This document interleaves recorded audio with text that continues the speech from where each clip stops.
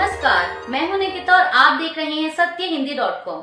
चलिए एक नजर डालते हैं अब तक की सुर्खियों पर। जमीन के बदले नौकरी घोटाला मामले में कल मंगलवार को बिहार की पूर्व मुख्यमंत्री राबड़ी देवी और लोकसभा सांसद मीसा भारती ईडी के समक्ष पेश हुई थीं और आज बुधवार को आरजेडी प्रमुख लालू प्रसाद यादव भी एजेंसी के सामने पेश होने के लिए ईडी के ऑफिस पहुंचे।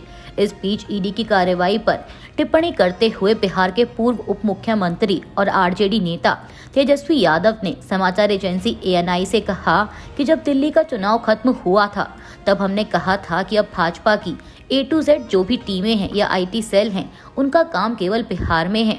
आपको बता दें कि इसी साल बिहार में विधानसभा चुनाव होने हैं और इसी संदर्भ में तेजस्वी यादव का ये बयान आया है। उन्होंने आगे कहा कि इससे कोई फर्क नहीं पड़ने वाला, हम कानूनी व्यवस्था का पालन करने वाले लोग हैं, जो बुलाता है हम जाते हैं। तेजस्वी ने कहा कि अगर मैं राजनीति में नहीं होता तो मेरे ऊपर एक केस होता क्या? ये केवल राजनीतिक प्रतिशोध के कारण मुकदमा कराया जा रहा है, इससे हमें फर्क पड़ने वाला नहीं है। महाराष्ट्र के नागपुर में औरंगजेब की कब्र को हटाने की मांग को लेकर बजरंग दल और विश्व हिंदू परिषद ने प्रदर्शन किया, जिसके बाद सेंट्रल नागपुर में सोमवार को हिंसक घटनाएं हुई। अब नागपुर में हुई इस हिंसा को लेकर राजनीतिक दलों की लगातार प्रतिक्रियाएं आ रही हैं। इसी कड़ी में बिहार के पूर्णिया से सांसद पप्पू यादव ने कहा कि बजरंग दल या विश्व हिंदू परिषद ये लोग दंगाई हैं, संविधान विरोधी हैं, देश विरोधी हैं, इंसान विरोधी हैं, मानवतावादी विरोधी हैं। इन लोगों पर तो आजीवन प्रतिबंध लगा देना चाहिए। पप्पू यादव ने कहा कि जो संविधान से ऊपर हो जाए और गीता, कुरान, बाइबल की आध्यात्मिकता और उदारवादी मानवीय मूल्यों के इतर हो जाए, ऐसी संस्था और ऐसे लोगों की जगह जेल में या शमशान में होनी चाहिए। देश की संप्रभुता, संस्कृति और आध्यात्मिकता से कोई समझौता नहीं करना चाहिए। लोकसभा सांसद ने आगे कहा कि इन सभी को सरकार का संरक्षण मिलता है। हाथी के खाने के दांत कुछ और होते हैं और दिखाने के कुछ और। इन लोगों को तो पूरी सुरक्षा मिलती है। नागपुर हिंसा को लेकर शिवसेना यूबीटी प्रवक्ता आनंद दुबे ने भी बजरंग दल और विश्व हिंदू परिषद को निशाने पर लेते हुए कहा कि पिछले 100 वर्षों से नागपुर में सभी समुदाय शांतिपूर्वक रह रहे हैं। यह पहली बार है कि VHP और बजरंग दल ने आंदोलन शुरू किया और फिर अफवाह फैलने के बाद हिंसा हुई। उन्होंने कहा कि अपराधियों को दंडित किया जाना चाहिए, इसकी जांच होनी चाहिए कि यह सब किसने शुरू किया। जांच एजेंसी ईडी ने मंगलवार को बेंगलुरु में 8 स्थानों पर छापेमारी की। इसमें अमेरिकी अरबपति जॉर्ज सोरोस द्वारा समर्थित ओपन सोसाइटी फाउंडेशन यानी OSF के परिसर भी शामिल हैं। बता दें कि यह कार्रवाई विदेशी मुद्रा प्रबंधन अधिनियम यानी फेमा के कथित उल्लंघन की जांच के तहत की जा रही है। यह घटना न केवल वित्तीय अनियमितताओं की ओर इशारा करती है, बल्कि भारत में विदेशी फंडिंग और राजनीतिक विवाद के मुद्दों को भी उजागर करती है। यह राजनीतिक विवाद का मुद्दा इसलिए भी है क्योंकि सोरोस मोदी सरकार की कई बार तीखी आलोचना कर चुके हैं और बीजेपी लगातार उन्हें राहुल गांधी और कांग्रेस से जोड़कर हमला करती रही है। अब बात करें कि आखिर ईडी के छापे की यह कार्रवाई क्यों की गई। दरअसल द इंडियन एक्सप्रेस ने सूत्रों के हवाले से खबर दी है कि गृह मंत्रालय ने 2016 में OSF को प्रायर रेफरेंस कैटेगरी में डाल दिया था, जिससे इसे भारत में बिना सरकारी अनुमति के फंड देने से रोक दिया गया था। लेकिन आरोप है कि OSF ने भारत में अपनी सहायक संस्थाओं के जरिए प्रत्यक्ष विदेशी निवेश और कंसल्टेंसी फीस के रूप में फंड लाकर कई NGO को दिया, जो कि ईडी के अनुसार फेमा कानून का उल्लंघन है। अंतरिक्ष यात्री सुनीता विलियम्स और बुच विल्मोर की सफल वापसी के बाद स्पेसएक्स के मालिक एलन मस्क ने स्पेसएक्स और नासा की टीमों को बधाई दी है। उन्होंने सोशल मीडिया प्लेटफॉर्म X पर लिखा कि एक और सुरक्षित अंतरिक्ष यात्री वापसी के लिए स्पेसएक्स और नासा की टीमों को बधाई। इसके साथ ही उन्होंने अमेरिकी राष्ट्रपति डोनाल्ड ट्रंप का भी शुक्रिया अदा किया। अंतरिक्ष यात्री सुनीता विलियम्स की वापसी पर इसरो ने भी प्रतिक्रिया देते हुए X प्लेटफॉर्म पर लिखा, आपका स्वागत है सुनीता विलियम्स। ISS पर एक विस्तारित मिशन के बाद आपकी सुरक्षित वापसी एक उल्लेखनीय उपलब्धि है। यह नासा, स्पेसएक्स और USA की अंतरिक्ष अन्वेषण के प्रति प्रतिबद्धता का प्रमाण है। आपकी दृढ़ता और समर्पण दुनिया भर के अंतरिक्ष प्रेमियों को प्रेरित करती रहेगी। DOS सचिव और इसरो के अध्यक्ष के रूप में मैं अपने सहयोगियों की ओर से आपको हार्दिक बधाई देता हूं और आपके आने वाले दिन की कामना करता हूं, जब माननीय प्रधानमंत्री मोदी जी के नेतृत्व में भारत एक विकसित देश बनाने की दिशा में काम कर रहा है, तो हम अंतरिक्ष अन्वेषण में आपकी विशेषज्ञता का उपयोग करना चाहते हैं। अंतरिक्ष यात्री सुनीता विलियम्स और बुच विल्मोर की धरती पर सुरक्षित वापसी पर प्रधानमंत्री नरेंद्र मोदी ने प्रतिक्रिया देते हुए एक्स पर लिखा, आपका स्वागत है क्रू 9, धरती ने आपको याद किया। सुनीता विलियम्स और क्रू 9 अंतरिक्ष यात्रियों ने एक बार फिर हमें दिखाया है कि सचमुच धैर्य का मतलब क्या होता है।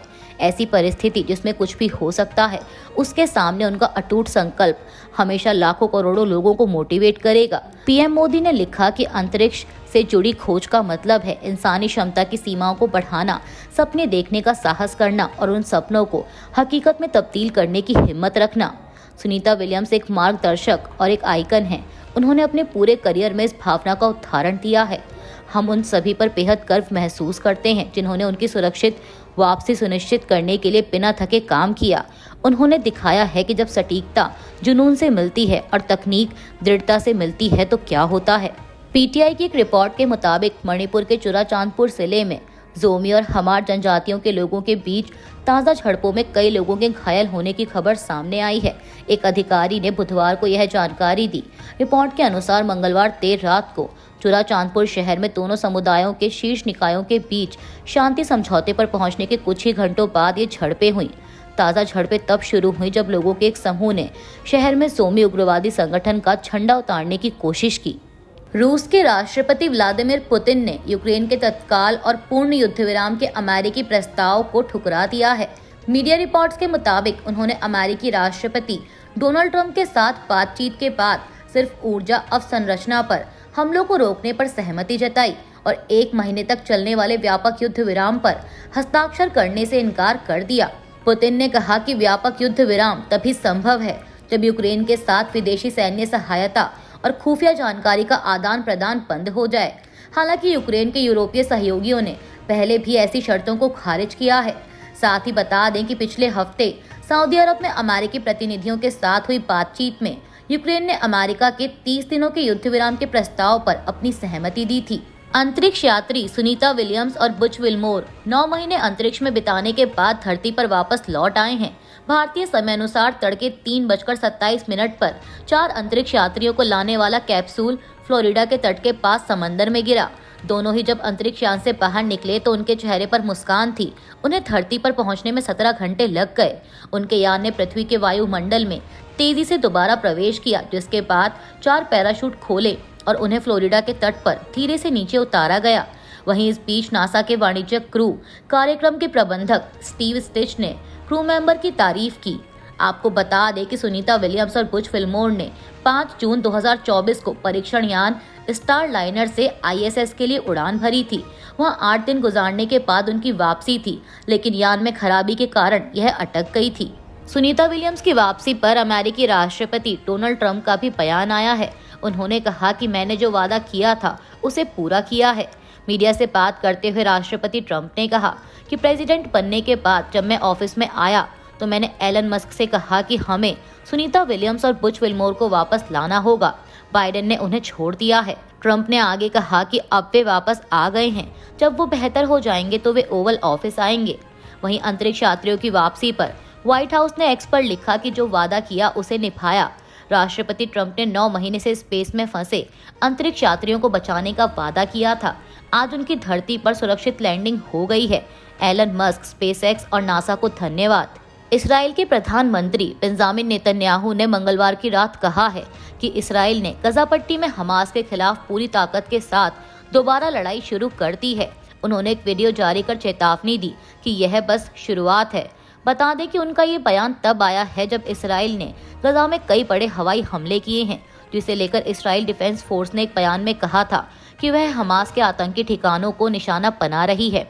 अपने बयान में नेतन्याहू ने कहा कि इसराइल ने इस्राएली बंधकों को रिहा करने के लिए हमास के साथ बातचीत करने की कोशिश की थी।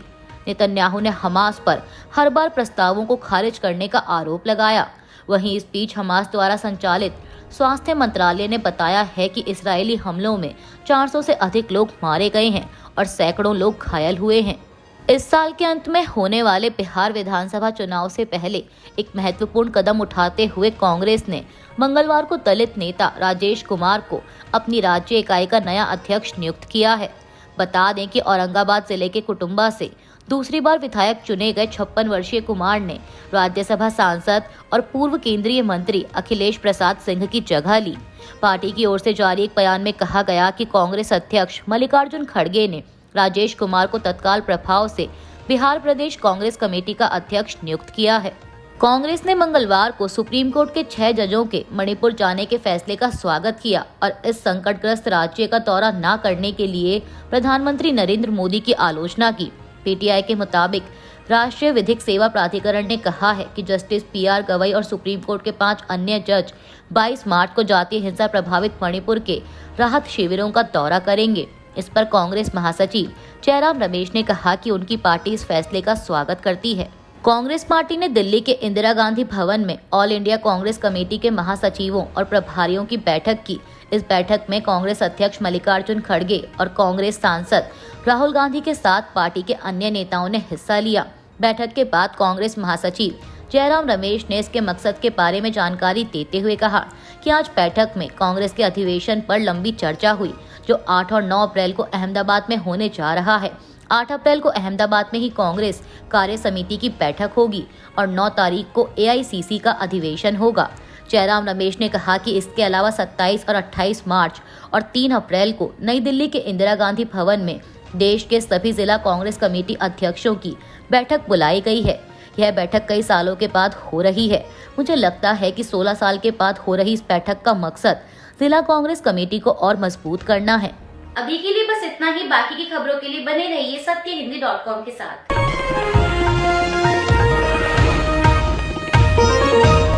Copyright disclaimer under Section 107 of the Copyright Act 1976. Allowance is made for fair use for purposes such as criticism, comment, news reporting, scholarship, and research. Fair use is a use permitted by copyright statute that might otherwise be infringing.